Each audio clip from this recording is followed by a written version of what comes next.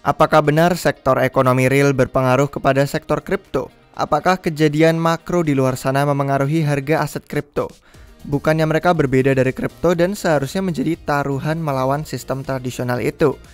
Mari kami jelaskan hari ini yuk, hubungannya apa dan gimana caranya kalian bisa melihat pasar kripto dari perspektif yang bisa membantu keputusan investasi kita jadi lebih bijak. Oke, let's go!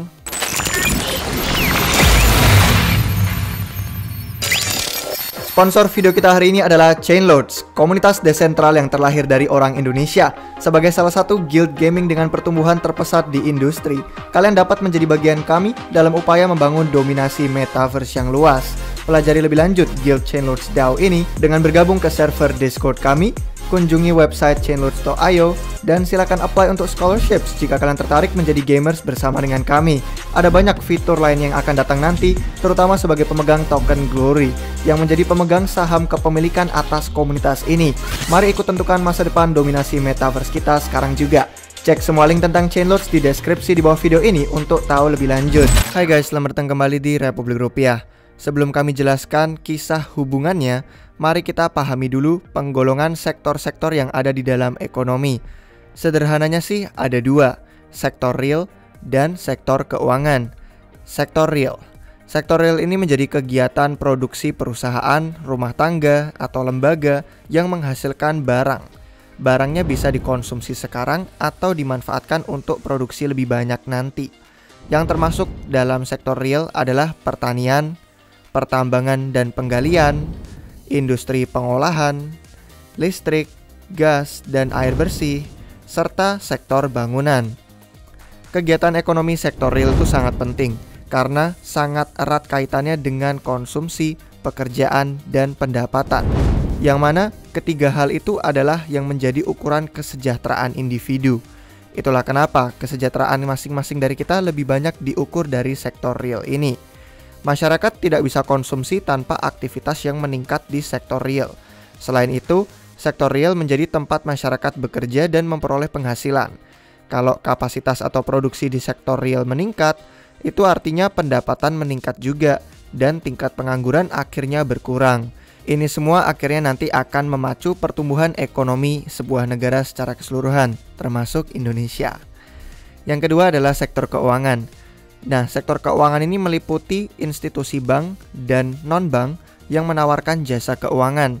Sektor keuangan punya peran sebagai penengahnya sektor real. Sektor keuangan bertugas penting memfasilitasi sektor real untuk mendapatkan dana yang dibutuhkan lewat beberapa produk keuangan.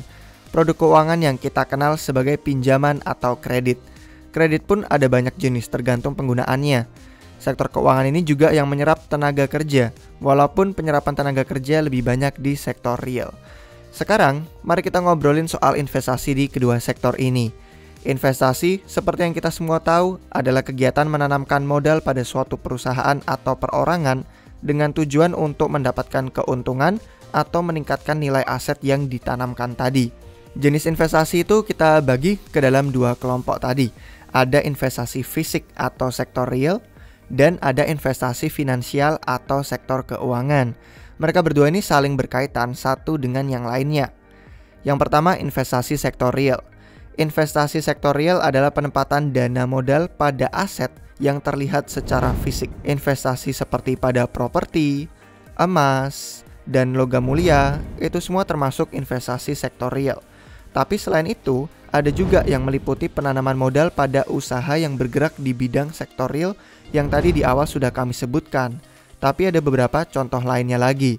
Misalnya seperti usaha dagang pakaian, warung makan, jasa cuci mobil, dan banyak lagi. Semua usaha tadi itu yang bergerak di bidang yang tampak fisiknya, itulah yang termasuk sebagai investasi fisik atau sektor real. Yang kedua adalah investasi sektor keuangan.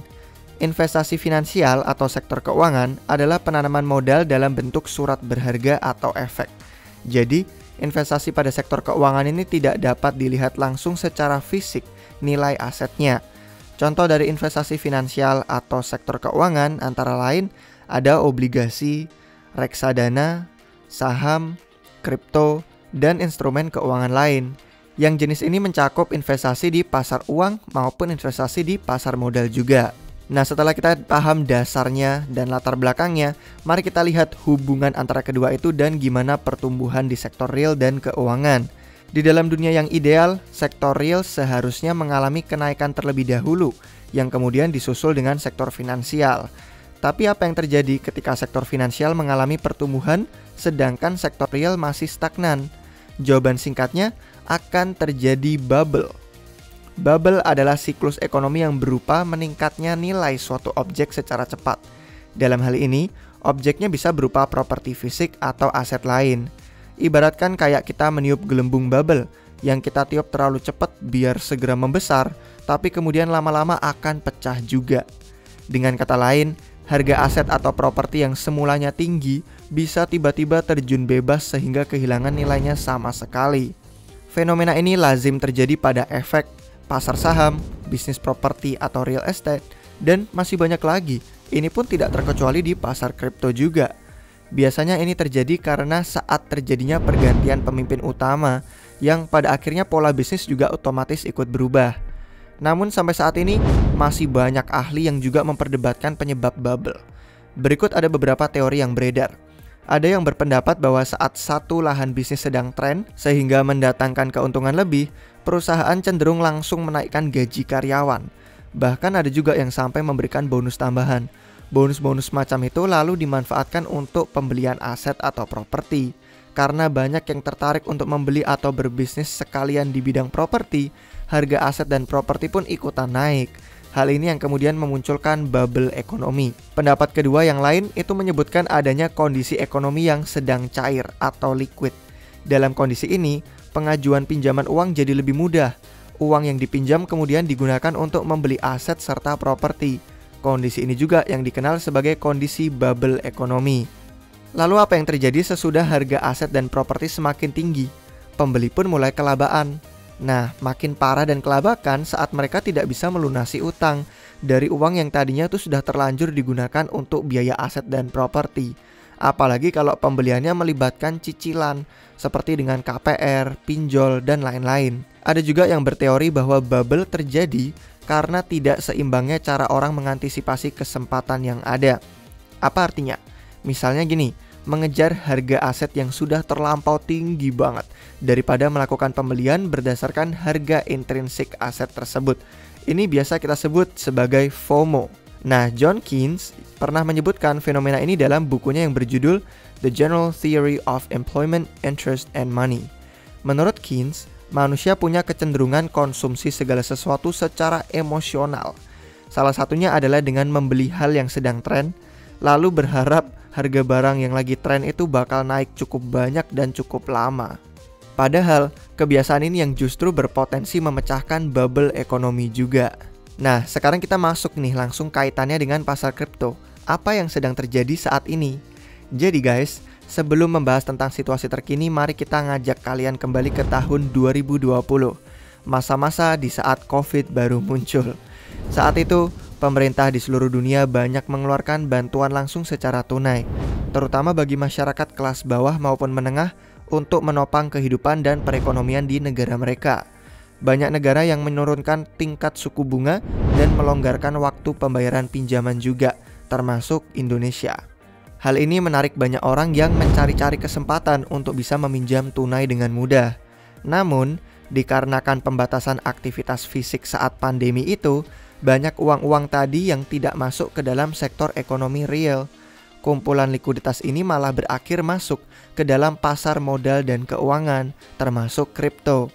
Hal inilah yang menyebabkan terjadinya bull market kripto saat itu, yang notabene dipengaruhi oleh banyaknya investor kripto baru, yang mereka semua tuh cuman pada latah karena FOMO ikutan masuk ke pasar. Nah, loncat kembali ke tahun 2022 ini, kegiatan tapering dengan cara menaikkan suku bunga hingga ke angka 0,75% yang dilakukan oleh Fed Amerika Serikat kemarin itu membuat para investor luar jadi tidak lagi bisa mengambil pinjaman sebagai modal investasi. Yang terjadi malah sebaliknya, hampir seluruh modal investasi diambil dari pasar keuangan untuk mereka pakai memenuhi kebutuhan konsumsi yang ada di sektor real. Jadi ini kan wajar karena harga komoditas kan naik setelah perang dari Rusia dan Ukraina kemarin. lalu jadi ada gangguan rantai pasokan. Hal inilah yang sering disebut sebagai capital outflow, yaitu keluarnya arus modal dari pasar yang berkontribusi akhirnya pada bear market di pasar keuangan saat ini. Kripto pun termasuk. Jadi melalui penjelasan ini guys, kami harap kalian semua bisa melihat bahwa siklus pasar kripto saat ini masih belum lepas penuh dari pengaruh makroekonomi. Jadi itulah kenapa penting bagi kita untuk memahami ini kalau ingin menjadi investor kripto yang lebih sukses. Kami akan lebih sering membahas lagi terkait sektor keuangan secara umum. Dan kalau kalian nggak mau ketinggalan video terbaru apapun, silahkan subscribe ke channel YouTube Republik Rupiah. Kalau kalian rasa video ini bermanfaat dan kalian suka, silahkan juga like. Jangan lupa kasih jempolnya. Terima kasih guys untuk yang sudah nonton sampai akhir. Sampai jumpa kalian semua lagi di video yang berikutnya. Cheers!